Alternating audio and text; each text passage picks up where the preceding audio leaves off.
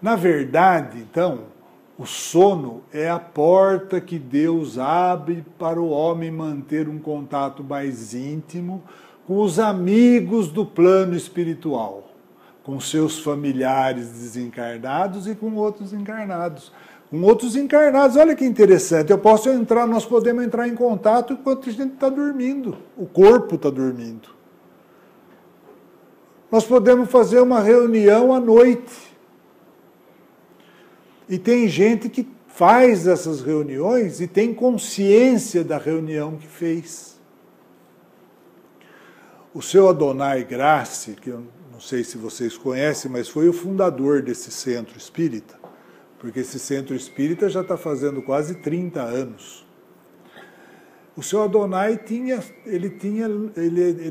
consciência quando estava fora do corpo, a ponto dele participar de uma reunião no plano espiritual, onde quem estava dando aula era o Lobsang Rampa. Se vocês entrarem também na internet agora é fácil, entra lá, põe Lobsang Rampa, vocês vão ver que era um indivíduo, um indivíduo tibetano, que fazia palestras de esoterismo aqui, encarnado. Só que ele também dava essas palestras lá. E o seu Adonai, que também estava encarnado, participava dessas palestras no plano espiritual e tinha lembrança. A ponto, isso aí o Lúcio que está ali sabe muito bem, porque os Lúcio trabalhavam com o seu Adonai, a ponto deles terem combinado no astral. Eles combinaram um encontro na matéria. Naquela época, o Rampa morava no Canadá.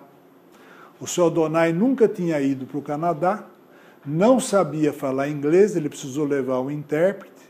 Quando ele chegou lá, e eles não tinham trocado uma palavra, porque naquela época não era que nem hoje, que você pega o celular e fala onde você quiser. Para você falar no Canadá, levava uma semana para... Então ele foi para o Canadá. Quando chegou lá, a esposa do Rampa estava esperando ele com uma plaquinha. E lá eles começaram a conversar com o intérprete, porque na matéria um falava inglês, o outro não. E quando eles chegaram num ponto da conversa, isso o seu Adonai contava, chegou num ponto da conversa que eles não estavam se entendendo, sabe o que eles falaram? Vamos dormir, lá a gente se entende. Porque lá não tem inglês, não tem português, a gente conversa com o pensamento.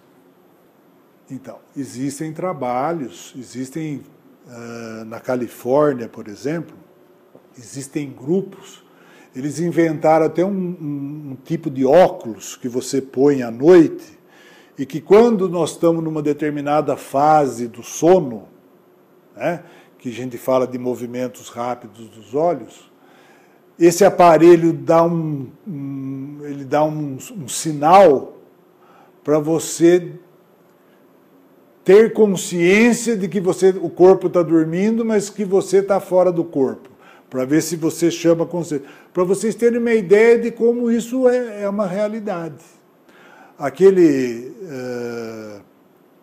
O Valdo Vieira, que durante muitos anos trabalhou com o Chico Xavier, era um médico de Uberaba, que era médium, e escreveu vários livros psicografados, inclusive vários dos livros do Chico Xavier, por exemplo, Evolução em Dois Mundos, Mecanismos da Mediunidade, cada um recebeu um capítulo.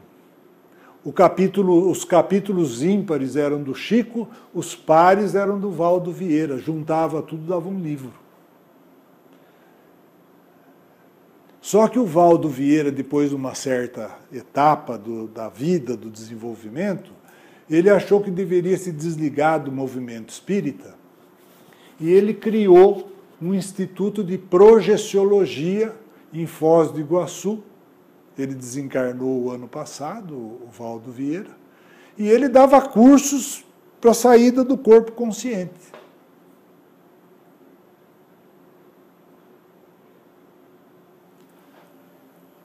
Muito bem. Então, a gente pode se reunir com encarnados, não é só com desencarnado. Eu posso, se eu tenho uma pessoa que eu tenho uma afinidade muito grande, que está fora do país, né? Eu sabendo que ela está lá no horário de dormir também, eu posso me encontrar com ela. E muitos casos desse tipo acontecem. Né? Nessas horas de libertação, e olha que coisa interessante, existe um trabalho nosso aqui de fitoterapia, mas esse trabalho aqui em Jundiaí começou lá no Lar Anália Franco. E quando eu comecei lá no Lar Anália Franco, nesse trabalho da fitoterapia. E meus filhos também participavam do trabalho lá. Só que numa época o meu filho estava fazendo faculdade lá em São Paulo e teve um dos sábados que ele não pôde vir, ele não pôde participar do atendimento. Mas tinha uma médica que também trabalhava lá, que vinha de São Paulo, que tinha evidência. E ela falou, eu vi seu filho aí. Eu falei, não, ele não veio. Ele está em São Paulo, ele ia ter prova, ele ficou em São Paulo. Ele falou, imagina, eu vi ele aqui, tenho certeza. Eu liguei para o meu filho, naquele horário ele estava dormindo, ele veio mesmo. Só que só podia vê-lo quem tinha evidência. E quando você tem evidência, você muitas vezes está vendo ali, e você, se conhece ele encarnado, você acha que é ele que está ali encarnado, porque ele não fica brilhando, não fica com luminosidade. Você vê naturalmente, vê a pessoa ali. Tanto é que tem casos que você pode até fotografar a pessoa. Muitas fotografias que tiram assim, de grupos grandes, quando vão ver lá na fotografia, tinha um ali que não era para estar ali mais. Mas os aparecimentos que houveram de Maria, por exemplo, o aparecimento de Maria em Fátima, em Lourdes, né, em Guadalupe, no México, que inclusive ficou impresso num avental. É muito interessante a história da aparição de Maria em Guadalupe, que é Nossa Senhora de Guadalupe, né? Cada vez que fala Nossa Senhora, seja daqui ou de lá, é a mesma, está se tratando de Maria, né? Então, Maria que apareceu em Lourdes, Maria que apareceu em Fátima, Maria que apareceu em Guadalupe, né? Muitas vezes, então, ali quando aparece, se materializa, todo mundo vê. Muito bem, nessas horas de libertação, o espírito adquire mais consciência. Então, quando a gente sai do corpo, o corpo, na realidade, ele reduz muito as nossas capacidades como ser espiritual. Como ser espiritual, nós temos uma capacidade muito maior do que essa que nós temos aqui, quando nós estamos vestindo o corpo. Seria mais ou menos o seguinte, você com uma roupa de escafandro, ou com uma roupa de astronauta, você não tem mais a liberdade dos movimentos que você tem sem. Então, quando o espírito, quando eu falo espírito, já está subentendido que é a alma, né? O espírito mais o corpo espiritual. Quando veste o corpo, ele se sente como se estivesse numa armadura. Tá?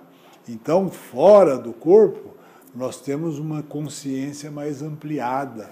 Nós conseguimos, como nós vamos ver, nessas horas de libertação, o espírito adquire mais consciência, podendo ter visões do passado e previsão de coisas que acontecerão no futuro, sendo-lhe viável um contato mais estreito com espíritos de ordem mais elevada.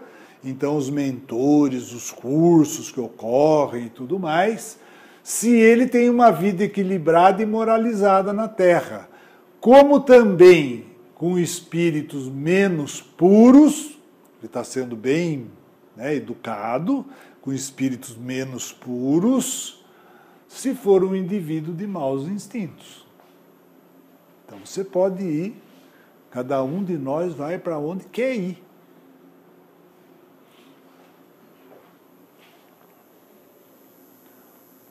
O sono é, portanto, o prelúdio do sonho. Quando o espírito emancipado, a gente fala emancipado quando ele está fora do corpo. Então, o que é espírito emancipado? É quando ele está, não é que fez 18 anos, 21, é que ele está fora do corpo. Tá? Então, o espírito emancipado vai procurar a sociedade, os amigos, os lugares que lhe são afins, tudo dependendo da sua superioridade ou da sua inferioridade. Então, muitos de nós aqui podem ter atividades no plano espiritual que você nem imagina, mas que não traz lembrança, graças a Deus, senão você ia ficar aqui preocupado com lá preocupado com aqui. Não é esse o objetivo. Quando nós estamos aqui, nós temos que estar focados nas coisas daqui.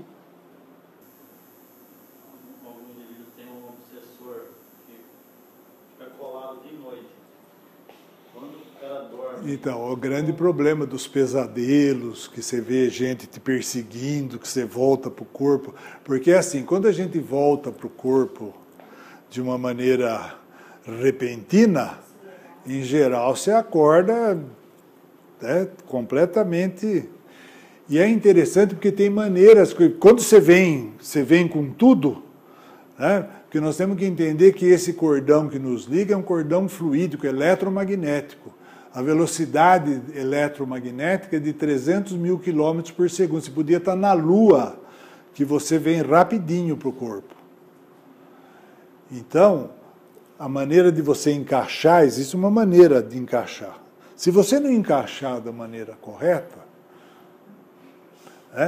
pode acontecer uma série de coisas. Inclusive, uma das coisas, quando você não encaixa de maneira correta, é que, não sei se alguém aqui já teve, é uma coisa que chama-se catalepsia astral.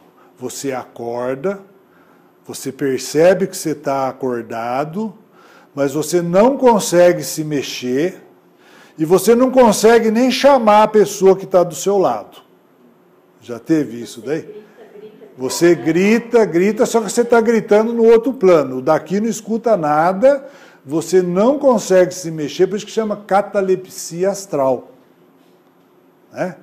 Outra coisa que ocorre também na hora que você volta é um barulho, às vezes escuta um barulho, como se fosse assim uma porta que bateu.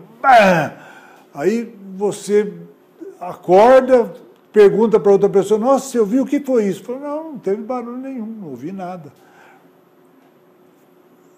Então tudo isso daí, tem gente que sente que está caindo, quando volta, parece que despencou de um prédio, de um abismo. Então tem várias coisas que você pode trazer lembrança nessa hora que está voltando para o corpo. E quando você não encaixa direito no corpo, é uma dor de cabeça desgraçada. Que a única maneira de você sanar essa dor de cabeça é dormir de novo, nem que seja um cochilo só. Daí, quando você volta, você encaixa direitinho. Mas então, o que ele perguntou, se quando você vai para lugares complicados e tudo mais, você pode sofrer perseguição, você ter os que te perseguem, e você vai sonhar, entre aspas, como se estivesse numa situação dessa com alguém te perseguindo, querendo te matar, e você volta, que nem louco, para dentro do corpo. E tem gente que é perseguido, que toda noite tem gente que tem problema para dormir, não quer dormir com medo de sonhar. Entendeu? Quando você até à noite, eu sonhei que eu estava nesse mesmo lugar e eu tinha muito medo porque tinha muita gente estranha. E eu ficava fugindo. Então, gente, tem muitas vezes que... Então, aí nós entramos, inclusive, naquele caso do déjà vu, né? Que você vai para um lugar e fala, pô, mas eu já estive aqui nesse lugar. Você sabe detalhes, ó, virando aqui tem isso, virando aqui. Então, ou você já viveu lá, ou você foi lá visitar por algum motivo fora do corpo. E quando você vê, tem a lembrança, entendeu? Então, várias situações podem ocorrer nesse caso. Ou você já viveu lá, passou por algumas coisas e aí reavivou alguma lembrança, né? Ou captou alguma coisa que acontecia naquele lugar. Nós nunca sabemos, né? Não dá para saber. Graças a Deus, né? Às vezes você foi expulsa de lá porque você matou meio mundo, perseguiram. Você volta muitas vezes para lugares que você já esteve lá. Ou foi desdobrada, ou viveu lá. Olha, mesmo que a gente não volte com a consciência, lá a gente tem consciência que tem alguém perseguindo, ou vê, ou conversa com o obsessor? Sim, muitas vezes você tem embates. Não, às vezes, então, não é que você não consegue ver. Você não traz lembrança, Clara. Você não traz lembrança. Não traz lembrança, mas você viu, lógico que viu. Né? Agora, nem sempre lá você vê. Tem muitos relatos, por exemplo, de pessoas que são levadas para conhecer determinadas coisas.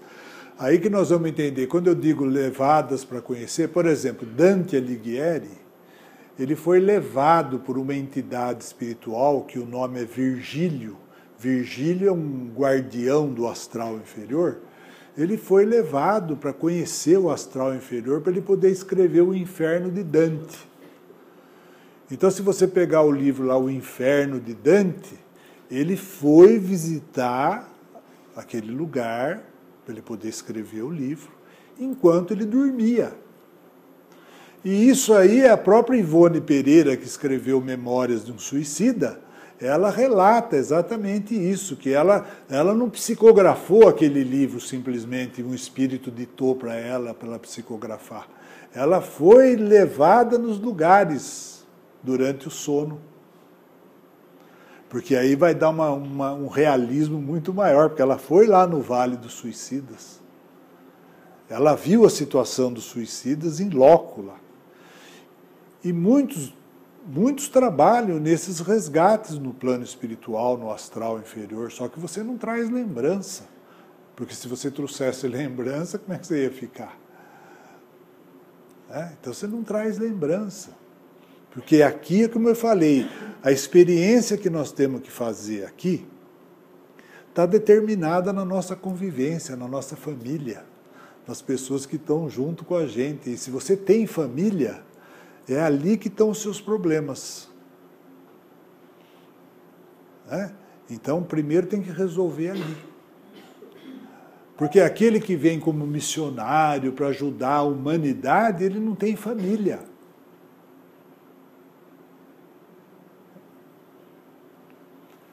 Muito bem. No momento em que o espírito se desprende do corpo, no decorrer do sono, o laço fluídico que o prende à vida carnal se alonga, acompanhando-o para onde for, a qualquer distância, pois esse laço fluídico se rompe definitivamente quando da extinção absoluta da atividade do corpo, quando o corpo morre, quando ele deixa de absorver e assimilar o fluido vital. Então, nós só vamos sair do corpo definitivamente quando romper esse laço. Por isso que quando o indivíduo desencarna, a gente fala em desenlace. Ocorreu o desenlace de fulano de tal. Por que desenlace? Onde que ele estava enlaçado? Ele estava enlaçado no corpo. É que essas coisas todas se perderam, né? No dia a dia do cotidiano, as pessoas não... Mas esse conhecimento do cordão de prata, chamado cordão de prata pelos esotéricos, ele já era conhecido dos egípcios antigos 4, 5 mil anos atrás, né? Dos hindus, dos maias e assim por diante. Não é um conhecimento, não foi o espiritismo que trouxe esse conhecimento. O espiritismo explicou para a gente aquilo que os egípcios e os hindus falavam lá atrás. Então é muito interessante porque nessas aulas, do mesmo jeito que aqui agora, nesse instante, nós temos um grupo de espíritos encarnados assistindo essa nossa conversa, nós também temos um grupo desencarnado. Então eles também participam das nossas atividades. E nós também podemos participar das atividades do lado de lá. Então, como é que se reconhece, como é que eles reconhecem quando nós estamos do lado de lá? Como é que eles reconhecem que nós somos espíritos encarnados? Por causa desse cordão de prata. Então ele sabe, esse aqui está encarnado porque tem cordão de prata, aquele não está, porque não tem cordão de prata. É a única diferença que tem lá entre nós, que estamos aqui, por enquanto, e os que estão já do lado de lá definitivamente. Então nós temos que perder esse medo. Nós temos que ter medo de fazer burrar, de fazer besteira e ir parar no astral inferior, porque nós não vamos gostar do que nós vamos ver lá. É só ler o Inferno de Dante. Mas nós temos que perder o medo do lado de lá, porque nós fazemos parte do lado, nós viemos do lado de lá. Tem gente que fala assim, ai, morri depois da morte. Nós viemos de lá. Tanto é que tem criança. O que é uma criança? Criança é um espírito recém-chegado. É isso que é uma criança. É um espírito recém-chegado aqui. E como ele é recém-chegado, ele traz muitas vezes muitas coisas do lado de lá. Então eles têm ainda mediunidade, eles veem espíritos, porque eles têm naturalidade com isso aí. Quantos e quantos relatos de criança que tem amiguinho, que fala, que os pais muitas vezes que não têm noção da espiritualidade, acham que é fantasia do menino, que a criança está fantasiando, criando um amiguinho e tal, e não é. O amiguinho brinca com ele lá, do outro lado. Então, nós não temos, a verdade é que nós não temos noção de como funciona o lado de lá. O lado de lá também tem criança. Tem creche, tem escola para as crianças, tem hospital, tem moradias.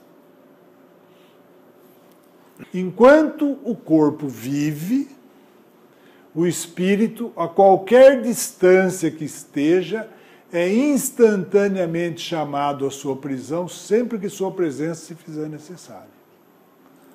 Você pode ser levado a conhecer, você pode ser levado a ir para o espaço sideral, ver o planeta Terra, como a gente vê hoje lá os astronautas.